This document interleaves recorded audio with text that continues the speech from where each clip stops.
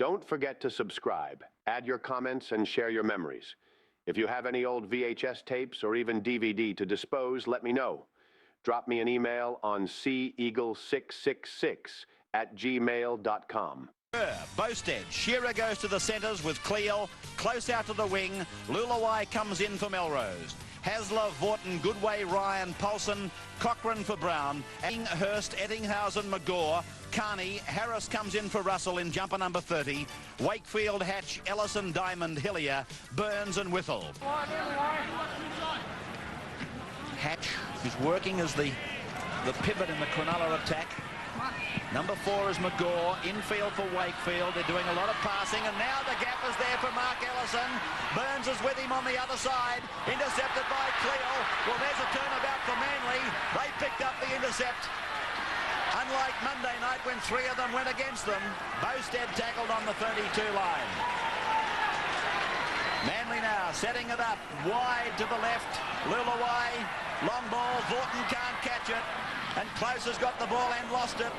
Well, I think he might have, yes he has, he's been able to recover. Gurr. Vorton, they've got 6 more tackles as Paul Vorton makes the crack through the Cronulla defence line. Cochrane, Hasler, Shearer, the kick, a neat one. Docking's going fast. I think it's going to find touch. No, it's in goal. And Bosted come through very quickly to force an in-goal dropout. Ball to be played back to Errol Hillier. Wakefield switches play back to the blind. That's Mark McGaw. Stands, gets it to Carney. Carney gets it away. It's with Hatch. Well, there's plenty of defence being used up as Hatch gets the pass to Burns. Burns inside to Hillier. Hillier looked to pass, but there wasn't a runner. But Cronulla's ready to go on the left now. It's with Whittle. A cut-out ball taken out there by Harris. Harris ducks under a would-be tackle before Paul Vorton comes in and tidies him up. 5 tackles gone now for Cronulla Sutherland as the ball is put across the ground by Ettinghausen, marked neatly by Dale Shearer, and he's enough by Cronulla. It was that loss to Cronulla that put them out of the semi-finals. I just wonder if history can repeat itself. Well, the way the match has been going this far, there seems every likelihood it's 0-0 Manly and Cronulla at the moment. But here's Des Hasler away and over the halfway line. Docking has made a great tackle.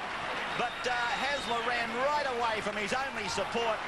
It was Paul Vorton. This is Cleal standing and offloading. Gurr is there to pick it up. Gurr goes to the 22 line. Away this time from Wakefield. Taken by McGaw. Looks to pass but can't. And 5 tackles are gone now for Manly. There was a dead set chance bomb there when Des Hasler ran away from this fellow Paul Vorton, who neatly puts it into the corner, but Hurst was there with no pressure, and they're 10 metres out from their own line now, the Sharks. Docking there to take it from dummy half. Burns, the hooker, has been down injured for a good couple of minutes, and he's jogging back down the park now to get into the line. A cut over his left eye is the report as Wakefield turns defence into attack. And again, there seems to be some fragility around the edge of the rucks there from Manly Warringah. Ellison gets the ball away for Ettinghausen. He spears into an opening, kicks ahead, leads the race for the ball, looks for the bounce, came off the hand of Close, back to Ettinghausen. McGaw gets his pass away to Carney. What a beautiful pickup. Oh, what a pickup by Carney. And it's a try under the crossbar by Dean Carney for Cronulla Sutherland. It's the tackle. Lulawai.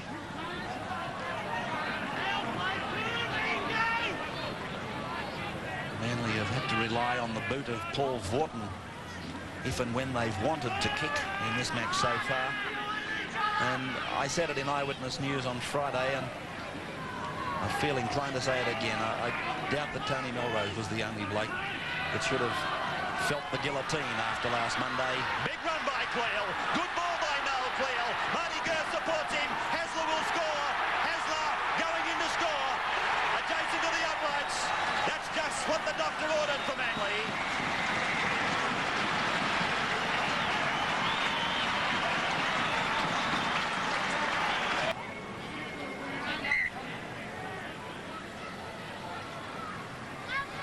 Shallow restart. Oh, it's come off for Cronulla. Carney Dummy to McGaw. He backs him up by running around. Ettinghausen does the same. He'll send a kick. No, he holds it back, and Cleel comes in and picks him up like a bale of wool. And a very similar pattern is set up by the Parramatta side in their win against Balmain the other day. This is Paulson on the 32-metre point. I said it earlier, and I do believe strongly that Manly have got to get in and score again. They'd need to be, I reckon, 6 points in front of half-time. Here's Goodway over the 32, over the 22. The pass has been allowed to go, and Hasler goes in for his second try. Hasler scores under the crossbar. And there's no doubt that he was sent out there to even tell them what play to go for off the penalty. Well, here's Shearer going towards the centre, picking up Lulawai. Back it comes for Vaughton. Now back for Cleel. Cleel held a few metres out from the Cronulla line. Dummy half is Cochrane. Now it's Vaughton shaping to pass, holding it back. Vaughton still only a couple of metres out. Cronulla short on numbers over to the right of the ground. And here's Goodway coming onto it. Goodway a metre out from the line. Cochrane sweeps it away to Ryan. A long pass out to Kerry Bowstead.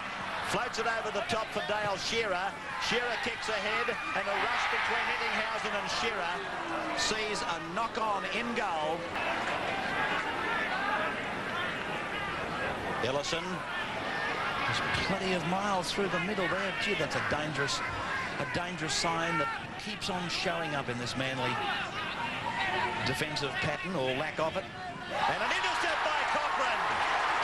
Mel Cochrane scores for Manly to lead 16-6. Seconds in front of...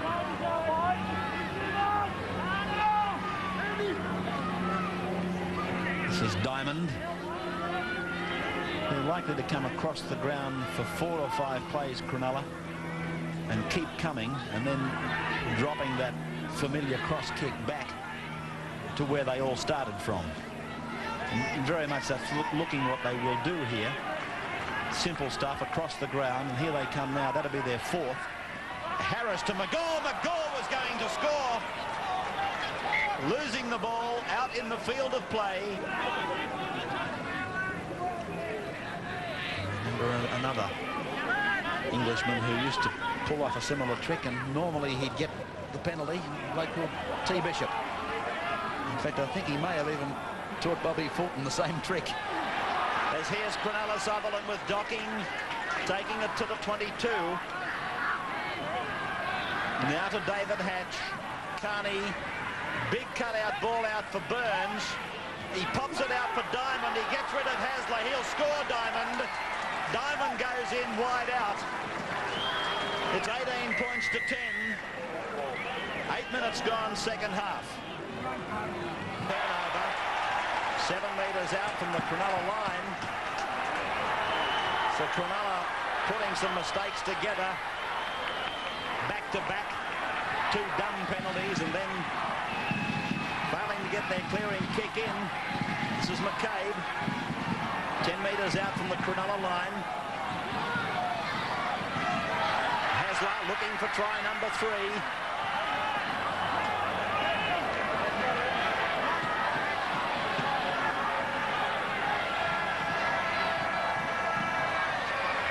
Vaughton. Shearer. Dale Shearer tackled close to the line. A couple of Cronulla players went down. One of them seems injured. Goodway gets a pass away, and Manly really piling on some pressure on that Cronulla line. Dale Shearer plays it. Speared back for Gurr to go for the drop goal, but it's gone wide of the uprights. Into a yawning gap. Ellison putting the ball over the head of Close. Close has it, but tackled by Ettinghausen. Go. Lulawai. Ryan. Long ball out for Goodway. He's away from the tackle by Harris. He got inside Diamond. Goodway tackled now. Got the ball to Shearer. He's lost it. Picked up by McGaw for Cronulla. It's no good for Manly. That's why Gurr was looking to get 7 in front. Goodway pushes off a would-be defender. Yeah, he's playing as well as I've seen him play, Goodway, in this match today. Cleo. And Rogers has got him. He's passed to Gurr. Looked a little bit forward, but Cochrane has got it. Cleo, well, where the hell did he come from? There he is, getting a pass to Hasler. There's number 3. Try number 3 for Des Hasler. And the Manly fans can now prepare for Tuesday night. Quite definitely into the playoff with Penrith now. Bounce. So Cronulla with Harris. Oh dear, that was closer than it looked. Docking could well have been under the uprights. Instead we see Manly's Dale Shearer coming away. Played back to Davis, and Davis is tackled on the 22. Cronulla getting a replacement ready to come on as Noel Cleo bashes his way over player after player, and Davis is tackled. Rogers back. And looking into the sun, Mick Stone. Wakefield across and through. Hasler's with him. Across goes Eddinghausen. He centre kicks. Here comes Big Carney. But Hasler's going to clean it up. Did he clean it up? Yes.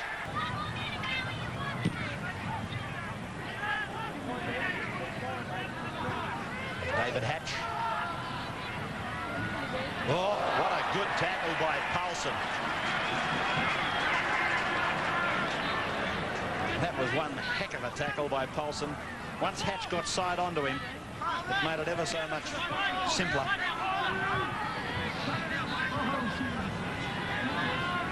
Wakefield, McGaw.